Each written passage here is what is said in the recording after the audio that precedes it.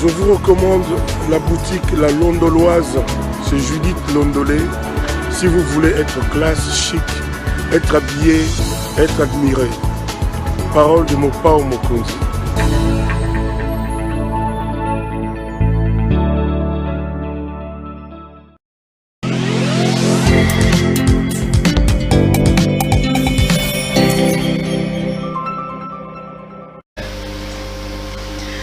Mesdames et messieurs, très chers téléspectateurs, je vous salue. Nous sommes très heureux de vous savoir nombreux à nous suivre. Et je ne suis pas seule sur ce plateau, je suis toujours accompagnée de mon invité permanent, Monsieur CPN. Bonjour monsieur. Bonjour Madame Nyota, bonjour à tous nos téléspectateurs. Comment allez-vous? Je vais bien, comme d'habitude, on est là pour répondre à vos questions et servir le pays toujours dans la mesure du possible. Ah, merci beaucoup l'habillement. Ici, c'est Pelé, partenaire d'une grande maison d'habillement, la boutique La Londoloise qui est à Paris. Nous sommes en contrat avec sa propriétaire, Madame Judith Londolé Betoko, que je salue d'ailleurs. Et c'est donc elle qui nous habille. Si vous aimez cette veste, il suffit de regarder les spots publicitaires qui passent avant votre émission et à la fin de l'émission et de commander la veste. Et donc notre partenaire se fera le plaisir de pouvoir envoyer à nos spectateurs qui commanderont la veste. Il n'y a pas de problème. C'est une très bonne chose, parce que là, vous êtes très chic. Merci, merci beaucoup. Alors, Monsieur CPN, nous allons aborder un sujet qui fait la une depuis ce matin. C'est l'exercice du commerce, des petits commerces par les expatriés. Qu'est-ce que vous en pensez? C'est une exigence légale. Vous savez que la loi réserve l'exercice des petits commerces aux nationaux. Pourquoi? Parce que les législateurs s'est certainement rendu compte que ouvrir le champ des petits commerces aux expatriés nous amènera certainement à avoir une concurrence déloyale sur le terrain. Les petits commerces, selon la loi, est donc réservé aux nationaux. Malheureusement, c'est une loi qui n'est pas respectée, parce qu'aujourd'hui, moi j'ai vu des Chinois ici en train de faire les mikaté, les beignets. C'est inacceptable. Vous avez des Chinois, vous avez des Indiens qui vendent des pièces de manière en détail, alors que la vente en détail était une vente réservée aux nationaux. Le plus important, ce n'est pas des proclamations de la loi. Le Congo, j'ai toujours dit aux gens que nous n'avons pas de problème de loi. On peut en créer, mais le plus important, c'est d'abord commencer à respecter, à faire appliquer celle que nous avons. Nous avons un arsenal juridique assez important sur plusieurs domaines, mais nous avons la malédiction d'être un peuple qui ne sait pas respecter ses propres lois. Au-delà de tout, moi je ne condamne pas, je ne culpabilise pas les peuples, parce que l'homme est par essence un être assez désordonné. C'est d'ailleurs pour ça, quand vous lisez par exemple des grands auteurs qui ont parlé du contrat social, je parle de Rousseau, je parle de Thomas Hobbes, je parle de tous ces gens-là qui ont évoqué les questions liées notamment au Léviathan, à l'évolution et à la création de l'État. Ils vous diront que l'homme est par nature un homme assez libertin, et à un moment donné, il a fallu que les hommes prennent leur liberté, leur souveraineté, c'est que certains auteurs appellent souveraineté, et qu'ils les jettent, et ils aliènent une partie de leur souveraineté au profit d'un Léviathan, au profit d'une structure qu'on a appelée l'État, qu'on a organisé, pour que celui-là puisse garantir l'ordre social. Donc, c'est donc le rôle de l'État de pouvoir garantir l'ordre social. Malheureusement, nous sommes dans des situations où vous avez un État qui est très faible, vous avez des autorités qui ne connaissent pas leur travail, des autorités qui n'ont pas un leadership fort, éclairé et visionnaire pour remettre le pays dans le rail. C'est ça le problème. C'est depuis la Deuxième République que nous retrouvons ce genre de situation. Non, mais là, moi, je condamne personne. Moi, je condamne personne. Je ne dis pas qu'est-ce que nous vivons ici. Ce n'est même pas depuis la Deuxième République. Je veux même parler même après l'indépendance. Après l'indépendance, c'était un peu compliqué parce qu'on sort déjà des histoires d'indépendance. Les pays africains, à cette époque-là, avaient encore l'influence de l'organisation que les Blancs avaient mis en place. Ces organisations-là, nous sommes partis avec jusqu'aux alentours des années 70.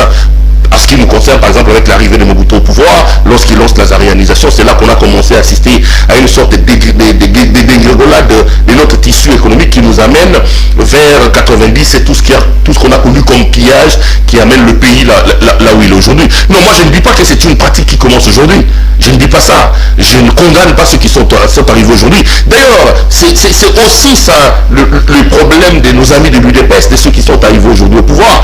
À un moment donné, il faut asseoir leur gouvernance sur la comptabilité macabre des erreurs du passé. Lorsque vous leur dites, ils disent Kabila a laissé, Kabila a fait. Non, monsieur, lorsqu'on arrive au pouvoir parce qu'on a des idées. On arrive au pouvoir parce qu'on a fait la lecture de la situation avant et qu'on a estimé qu'on est capable de demander les suffrages des Congolais pour aller changer la situation. C'est une grosse erreur aujourd'hui que de s'asseoir sur la comptabilité des erreurs ou des ratés du passé pour dire que ça ne va pas. Je ne dis pas que c'est une situation qui commence aujourd'hui, mais si ça a commencé hier, on peut arrêter la pourriture aujourd'hui. Là, je tiens responsable nos autorités d'aujourd'hui. Ils ne peuvent pas s'écarrer, ou comme vous le dites, ce n'est pas une situation qui commence aujourd'hui, non. Ça a commencé hier. Nous sommes humains, nous avons la possibilité de travailler pour arrêter ce qui pourrit notre vie. Il faut le faire. Non, mais apparemment, notre gouvernement ne fait qu'encourager cela, parce qu'il y a le contrat qui a été signé avec les Namibiens pour l'importation des poulets qu'on appelle les poulets béton. Non, mais cette affaire d'exportation avec la Namibie est une vaste blague. Quand je le regarde, moi je pleure. Vous savez, bon, on va encore raconter des choses, mais j'ai quand même ma liberté, il faut que je dise les choses. Je trouve que la gestion de la République est une chose tellement sérieuse qu'on n'a pas eu le droit de donner l'impression à ses compatriotes que lorsqu'on arrive au sommet de l'État, lorsqu'on occupe un certain nombre de fonctions, qu'on fasse une gestion et sans erreur. On ne va pas apprendre là-bas. Voyez-vous, on n'apprend pas là-bas. C'est comme ça que dans des pays sérieux, vous voyez, par exemple, ils ont l'ENA, l'École nationale d'administration, il y a des échelons. Ici, vous avez des gens qui ont vu pour la toute première fois les signataires, quand ils sont devenus ministres, quand ils sont devenus mandataires, ils sont incapables de faire même des orientations sur les c'est très compliqué. Le mal est tellement profond. Je ne culpabilise personne. Vous me parlez de cette histoire-là, des contrats avec la Namibie. Madame, on nous a enseigné à l'école que les lacs les plus poissonneux d'Afrique se trouvent ici chez nous. C'est le lac Tanganyika. Nous avons les lacs les plus poissonneux d'Afrique. Nous avons le meilleur cours d'eau au monde ici chez nous. Dans chaque coin de notre pays, vous avez des rivières qui ont des poissons à l'intérieur. Mais comment vous pouvez vous expliquer qu'un gouvernement sérieux, qu'un ministre sérieux, vivant dans un pays doté du lac le plus poissonneux du monde, va aller prendre l'argent du trésor public pour aller signer un contrat avec les Namibiens, soi-disant, pour pêcher sur les eaux namibiennes et acheter le poisson là-bas. C'est inadmissible. C'est inadmissible. L'État va donner à peu près plus de 6 millions de dollars américains. D'abord, ils donnent cet argent. On sort l'argent. Après, on nous dit qu'il y a un problème de bateaux. Ils n'avaient pas prévu des bateaux. Ils ont signé un contrat qui doit arriver à terme au mois de décembre, donc bientôt là. Mais depuis qu'ils ont signé ce contrat de 6 mois pour aller pêcher vers les eaux namibiennes, ils ne l'ont pas fait. Le ministre sort l'argent pour plusieurs tonnes de poissons. Mais j'ai vu les gens applaudir. Ceux qui sont en train d'applaudir, ils applaudissent les presque 1000 tonnes de poissons qui seront renvoyés ici chez nous. Les spécialistes les savent, la quantité elle est tellement infime, la quantité elle est tellement moins importante que ça ne réussira pas à couvrir nos besoins. Ça, ce sont des solutions cosmétiques. J'ai toujours dit, si vous voulez apporter des bonnes solutions, vous devez être capable de vous poser les bonnes questions. Lorsque l'on ne se pose pas les bonnes questions sur ce que l'on doit faire, lorsqu'on est médecin et qu'on vous amène un malade, vous posez un mauvais diagnostic, vous ne pouvez absolument pas donner un bon médicament. Les Congolais, nous nous posons des mauvaises questions et nous apportons des mauvaises réponses. Cette affaire d'aller signer un contrat avec la Namibie pour importer, ou je sais pas moi, les poissons ou les produits surgelés de la Namibie, c'est une vaste blague, c'est une vaste aventure. Le Congo ne gagnera pas. Et en plus, réfléchissons. Ils nous disent qu'ils ont signé un contrat avec la Namibie pour importer le poisson, pour importer les tralala. Mais vous allez importer au mois de décembre. Est-ce que si les Congolais consomment la quantité importée par l'État, au mois de janvier, l'État va encore importer d'autres produits? Au mois de février, ça veut dire quoi? Ça veut dire que l'actuel ministre de l'économie veut faire de l'État congolais un commerçant.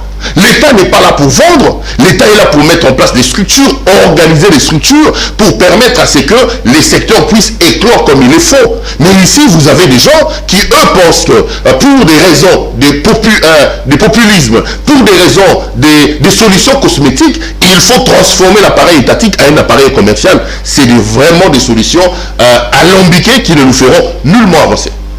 Et aujourd'hui, le ministre de l'économie a été convoqué pour répondre aux questions à l'Assemblée nationale. Donc, il doit se justifier sur cette question du commerce des petits commerces au fait, effectués par les étrangers. Non, mais le Parlement fait son travail, mais c'est un Parlement sur lequel je ne crois pas trop. Le Parlement des Mosso, le Parlement de Daniel Stafou, le Parlement de Jean-Marc Kabound, le Parlement de Christelle Voanga, le Parlement des... Je pense que c'est un bon début. Pardon? C'est un bon début, non? Non, c'est pas un bon début, c'est une formalité. Vous pensez qu'il peut y avoir un bon contrôle dans ce Parlement-là à l'issue desquels on peut avoir des sanctions? Non, je crois pas. Je pense que c'est des tralala, c'est des opérations de routine, c'est des opérations de formalité qui ne nous feront nullement avancer. Ce Parlement-là, avec Mbosso... C'est l'entrepreneuriat congolais. Qui ça? Parce que lorsque le ministre va répondre aux questions, ils prendront des mesures et ça va encourager l'entrepreneuriat congolais. Non, mais ils commencent d'abord à respecter les mesures qui existent. Vous savez... Tous les juristes le savent. La règle de droit a des caractères qui les différencient des autres règles, les caractéristiques de la règle de droit. Quand on vous parle de la règle de droit, on vous dit que parmi les grandes caractéristiques de la règle de droit elle est abstraite. Ça veut dire c'est une règle que l'on n'élabore pas sur base des individus nommément identifiés. À l'intérieur de l'abstraction de la règle de droit, vous allez voir que la règle de droit elle est impersonnelle, la règle de droit elle est générale, elle est permanente. La règle de droit elle est nécessaire et la règle de droit elle est coercitive. Ça veut dire quoi? C'est une règle, une fois qu'on ne la respecte pas, on est astreint à une contrainte étatique. Mais nous avons des problèmes de coercition dans notre pays. Le problème, ce ne sont pas des mesures. Le problème, c'est qu'il faut restaurer l'autorité de l'État. Il faut réinstaller l'autorité de l'État. Les lois existent. Vous avez une loi qui consacre le commerce des détails, des petits commerces aux nationaux. Faites-les appliquer. Le rôle de l'État, c'est la coercition. Le rôle de l'État, c'est de tirer les oreilles de tout récalcitrant à la loi. Parce que, madame, une loi sans force n'est pas une loi, c'est un discours. C'est vrai également, je veux le dire, une force sans loi est une tyrannie. Donc, il faut faire la part des choses, il faut trouver le chemin de l'équilibre entre ces différents concepts. Mais ce que nous vivons ici, ce n'est pas un problème des formules. Les formules existent, les textes existent, les lois existent. Nous devons, nous, Congolais, travailler pour faire appliquer les lois et pour faire respecter les lois. C'est tout ce qui nous manque. Mais je pense que le travail devrait commencer au niveau de la mentalité aussi de la population. Vous savez, quand on a vécu dans ce pays en 97-98, Laurent Désiré a pris le pouvoir, j'ai comme l'impression que l'homme qui a tué Laurent Désiré Kabila nous a rendu quand même un très mauvais service. Il arrive dans une ville où c'est difficile en termes de mentalité, mais il avait un leadership éclairé. Il était capable de taper sur de faire une coercition sur les receveurs. Les gens s'alignaient. Rappelez-vous qu'avant que Laurent Désiré Kabila ne revienne, les gens se mettaient dans des combis 5-5.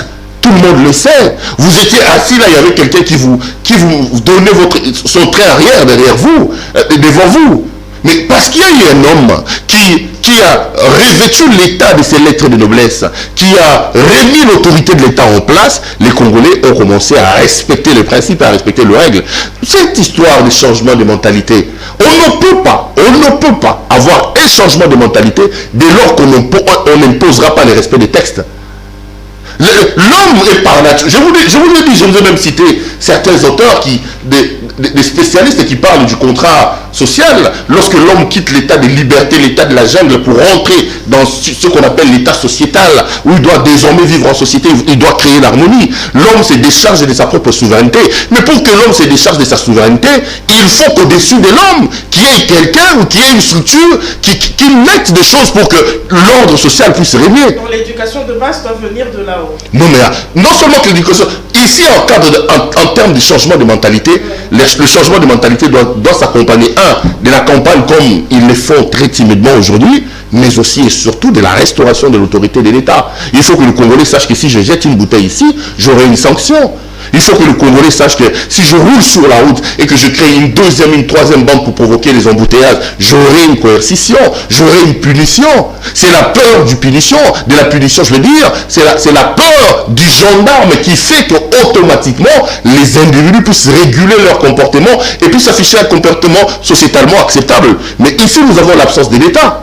Nous n'avons pas l'État. L'État chez nous n'existe pas. Vous ne pouvez pas parler de changement de mentalité dans un endroit où l'État n'existe pas et dans un endroit où les gens ne savent pas ce que ça signifie les principes. Ça sera des tralala, c'est des slogans. Malheureusement, on n'entre pas en profondeur, on reste là. Comme je dis, dans des solutions cosmétiques et on fait des tralala. Et moi, je pense que c'est déjà le début de quelque chose, même si vous ne voulez pas l'accepter. C'est le début de quelque chose. Malheureusement pour vous, nous ne sommes pas à l'église aujourd'hui. Nous ne sommes pas à l'église. C'est à l'église qu'on ferme les yeux. On vous dit, vous allez construire un hôtel en Espagne sans l'avoir vu. Vous dites Amen. Si vous pensez, mettez les arguments sur le table. Moi, je parle sur base des arguments. Moi, je parle sur base des faits. J'ai l'impression qu'on est encore très très loin. Il faut vraiment que chacun, ce qui les concerne, puisse apporter sa pierre de contribution pour que nous puissions réélever cet État. Le Congo, c'est le seul bien que nous avons en commun. C'est le seul bien que nous avons hérité de nos ancêtres. Je ne culpabilise personne parce qu'on va encore dire Alobaka Kabongo, Alobaka Bongo, Yamonaka Mabe. Non, je ne dis pas que c'est la faute de celui-ci. Je ne dis pas que c'est la faute de l'autre. Non, c'est la faute de nous tous. Hein? Nous devons avoir une conscience collective qui nous permette de se mettre debout et surtout de faire que ce pays aille de l'avant. En parlant d'entrepreneuriat congolais, il y a une chose sur laquelle les Congolais se plaignent, ce sont les taxes. Peut-être qu'ils pensent que c'est plus favorable pour eux de laisser les étrangers, les expatriés prendre des petits commerces plutôt que ce soit des Congolais par rapport aux taxes. Non, le problème, ce n'est pas un problème de taxes. C'est un problème de respect de loi. C'est un problème de respect de loi. Est-ce que vous pensez, circulez-vous, est-ce que vous pensez que ces expatriés-là payent régulièrement leurs taxes? Non, mais nous sommes dans un pays où tout le monde sait que quand l'agent perspecteur arrive, on peut lui glisser un petit lien, on peut... Ils le font plus facilement. Non, mais non, je pense pas que ça soit ça le problème. Le vrai problème, madame, c'est comme je l'ai dit, amenons ce peuple, amenons ce pays à respecter les principes, amenons ce pays à respecter les lois, amenons ce pays à s'aligner sur l'orbite du changement, de la civilisation, de la modernité. Ça, c'est le rôle des dirigeants. Ça, c'est le rôle de ceux qui sont au pouvoir. De fixer la ligne, de fixer le cap, d'avoir une vision, de drainer le peuple vers cette vision. Laxistes aussi. Non, mais moi je parle pas de laxisme, mais les dirigeants, je parle de l'absence de l'autorité de l'État. L'État doit avoir une certaine autorité. C'est cette autorité-là qui aligne les gens sur le rail des principes. C'est cette autorité-là qui crée une sorte de crainte dans la tête des récalcitrants, qui fait que les gens puissent sculpter leur comportement sur base des principes établis. Mais si vous avez un État faible comme nous l'avons, ici l'État n'est même pas faible, l'État n'existe pas. L'État n'existe pas. Il y a des coins entiers de ce pays, je sais pas, peut-être que vous vivez à Kinshasa, parce que la plupart des Congolais, ils ont l'impression que le Congo c'est Kinshasa. Vous avez des kilomètres entiers dans ce pays où vous n'avez ni policiers, il n'y a rien qui représente l'État. C'est des situations tragiques pour lesquelles nous devons travailler, sur lesquelles on doit travailler, on doit remédier à ces situations-là. C'est la responsabilité de nous tous. Nous devons nous poser les bonnes questions. Et ces bonnes questions-là amèneront certainement nous tous à porter des bonnes solutions pour aider notre pays. Et peut-être aussi commencer réellement à lutter contre la corruption. C'est une des choses qui tue ces principes. Oui, le président Tshisekedi est arrivé avec son slogan de la lutte contre la corruption. Il dit qu'il a fait de la lutte contre la corruption sur le cheval de bataille. Il y a quelques éléments qu'il faut saluer, notamment le travail qui fait aujourd'hui Jules Alenguete. Pour une fois dans ce pays, on a l'impression que dans les entreprises publiques, dans les établissements publics, les gens on peut... C'est là que je parle du rôle des gendarmes. Aujourd'hui, quand on dit tomber la IGF, c'est rentrer dans la psychologie des gens. Les mandataires savent que lorsque l'IGF arrive, ça peut vous créer des problèmes. En fait, c'est le rôle que l'État devait jouer à travers de ces structures. Les gens devaient avoir cette peur-là du gendarme, de l'ordre établi par l'État, du respect de l'autorité de l'État. Donc, en matière de lutte contre la corruption, il y a quelques éléments qu'il faut saluer avec le président Tshisekedi. Mais les événements des derniers moments ici, me laisse assez pour toi, il me laisse assez dubitatif. Ah, mais me laisse assez dubitatif sur le vrai combat que le régime veut mener. Parce qu'on ne peut pas se vendre en chantre ou en laudateur de la lutte contre la corruption et libérer M. Makabouza qui a été condamné pour détournement, les DG de Sokok. Et vous les libérez comment? Vous les libérez sur base d'une grâce présidentielle. On ne peut pas dire qu'on est chantre de la lutte contre la corruption et du détournement et libérer M. Benjamin Wengalasoubi, directeur général de l'OVD, qui a été condamné pour corruption. On ne peut pas dire qu'on est champion de la lutte contre la corruption. Donc, les cas comme ça sont légion. Alors, ça ne sert à rien qu'on limite des questions liées à notre existence comme État, comme pays, à des proclamations. Non, le Congo n'a pas besoin de discours. Le Congo n'a pas besoin de proclamations. Le mal dans lequel nous sommes est tellement profond que nous avons besoin de réformes structurelles à l'interne. Donc, il faut passer vers les actions. Moi, j'appelle le gouvernement, j'appelle les autorités à passer vers les actions et à arrêter ces populismes et ces proclamations de slogans qui, dans le fait... Nous avons déjà commencé avec l'IGF. Non, mais vous commencez avec l'IGF, mais vous libérez Benjamin Wenga. Vous commencez avec l'IGF, vous libérez Sokok. Vous commencez avec l'IGF, vous libérez Tilmans. Ils sont nombreux. Vous commencez avec l'IGF, vous libérez Eteni Lomondo. Cet homme-là, l'IGF a mis en place, a produit un rapport contre lui dans l'affaire Covid. L'IGF a dit que le ministre de la Santé a détourné les fonds liés à la lutte contre la pandémie de Covid-19. Donc il y a même des circonstances aggravantes. Nous sommes devant une période de crise, une pandémie mondiale qui tue les gens. Vous recevez des fonds, mais votre inspection générale des finances vous rend un rapport en vous disant qu'un de vos fils a détourné l'argent que le monde vous a envoyé pour gérer la Covid. Mais attendez, il y a même des circonstances aggravantes. Mais il est où aujourd'hui, Eteni Lomondo? Il est allé en touriste à la prison Makala, il revient, il fait deux bras, il dit UDPS vive. Donc, qu'est-ce que nous voulons exactement? Le problème, c'est ce que nous voulons, nous Congolais, qu'est-ce que nous voulons exactement pour notre pays? Même il dit sur un tweet que le problème n'est pas de garder ces gens en prison. L'objectif, c'est de les pousser à changer. Peut-être qu'en les sortant de prison, ils pensent que voilà, ils ont changé. Non, mais la prison, c'est pas la mort. Hein. La prison, c'est une sanction tributaire aux actes que les hommes posent. Alinguet, il fait un bon travail, mais Alinguet, il n'est pas aidé par la justice. Hein? Alinguet, il n'est pas aidé par la justice. Mais d'ailleurs, la prison, c'est quoi? Makala, on dit que c'est une maison de rééducation. Mais je suis d'accord avec Elenguet qui dit que le problème, c'est des changements. Mais les changements, il y a un endroit, il y a une place bien indiquée pour que les récalcitrants, les réfractaires à la loi puissent aller apprendre le changement. C'est la prison. La prison, c'est un endroit de rééducation. Nous avons ici un centre pénitentiaire de rééducation. Non, mais si Elenguet parle du changement de la rééducation, envoyez des gens qui doivent être rééduqués à l'endroit prévu pour leur rééducation. On vous rééduque à Makala, au lieu d'aller apprendre pour être rééduqué. Parce que moi, je vais apprendre le droit, mais allez à la faculté des droits.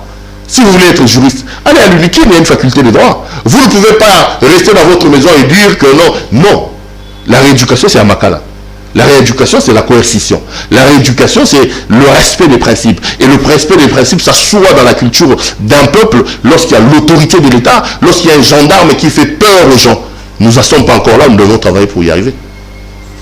Voilà, mesdames et messieurs, nous avons eu les points de vue de M. CPL, de M. Claude Perrault. C'est Perrault. Non, Perrault. Claude Perrault-Loira. Claude Perrault-Loira. Nous avons eu ses avis par rapport au commerce effectué par les petits commerces effectués par les étrangers, bien évidemment. Et vous allez voir mon numéro de téléphone juste au bas de votre écran pour envoyer vos suggestions ainsi que vos questions. Et d'ici là, je vous dis à très bientôt et au revoir. Au revoir.